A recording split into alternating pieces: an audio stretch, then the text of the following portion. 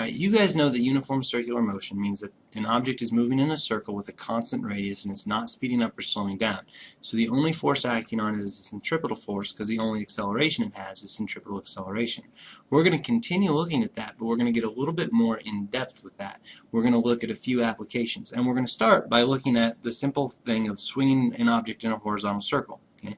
But there's really two ways of looking at it. There's the case where the object is swung in a horizontal circle and you consider gravity, and the case where you don't consider gravity. Now, we're going to look at both, and we're going to show how to deal with gravity. So the first thing we want to look at is the case with no gravity. Okay, so here's my picture. This guy is swinging an object in a circle around his head, and we can see it. Okay? Now, I'm going to actually go ahead and I'm going to draw this thing from a side-on view. So you see the string, and on the end of the string there is a mass. Okay? And we're going to say that the mass is 300 grams, and we are going to say that the string has a radius or a length of 0.75 meters, and we're going to say that it's traveling around this circle. It's got a speed of 5 meters per second. Okay, so over here v equals 5 meters per second. And I want to know the tension in the string.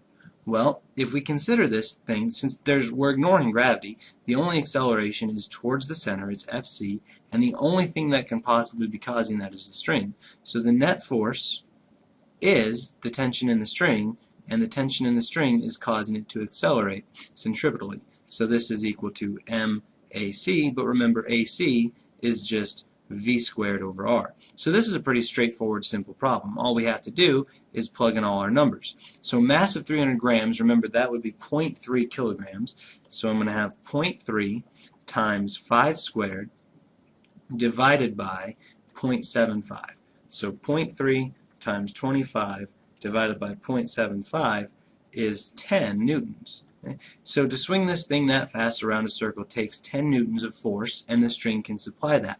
But this was a little bit bogus because we ignored gravity, and gravity actually does act on that object.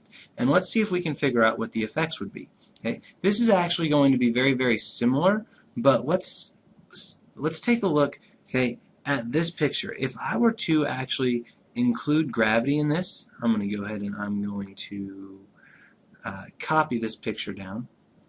Then there's actually one more force we have to consider, and that one more force is gravity. However, what we don't want to do is have this thing accelerate to the ground.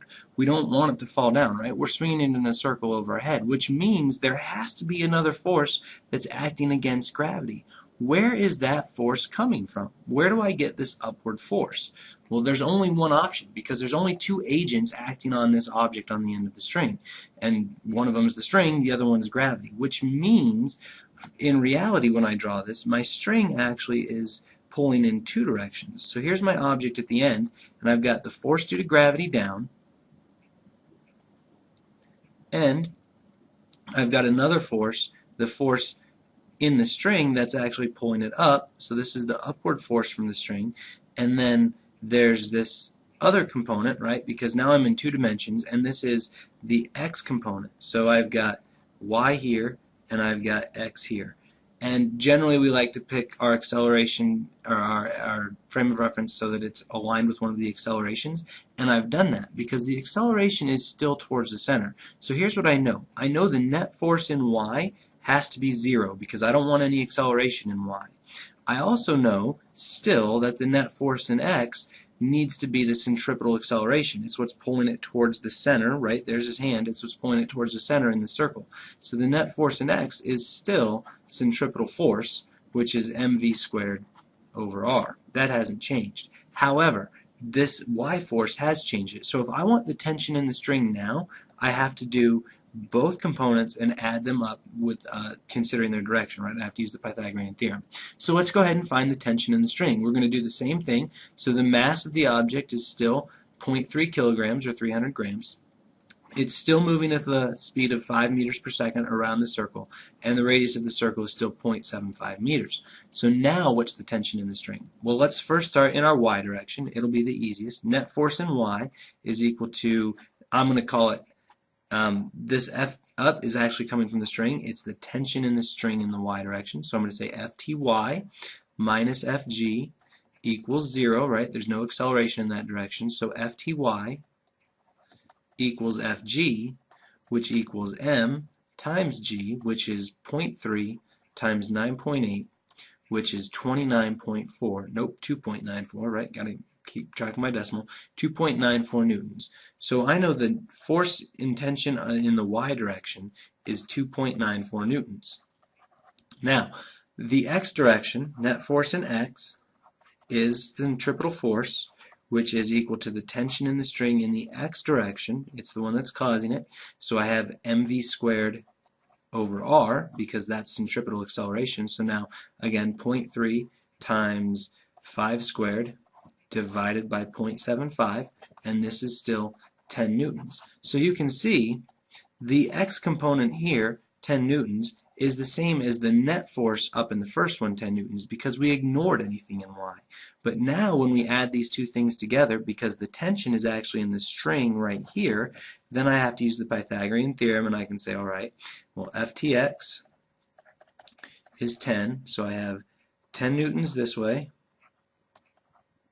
and I have 2.94 newtons this way.